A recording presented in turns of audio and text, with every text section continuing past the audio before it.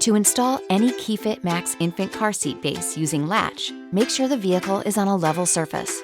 Place the KeyFit base on the vehicle seat, making sure it is not blocking the seatbelt buckle. Adjust the recline foot by lifting the recline foot adjuster, and move the base until the bubble falls between the arrows on the bubble level indicator. Next, pull up on the latch release lever and loosen the latch straps to their full length.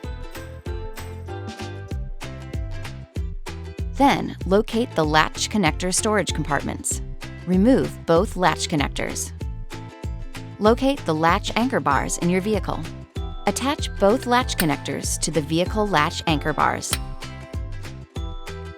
Tighten the latch straps by pulling up on the strap while pressing the base firmly into the vehicle seat.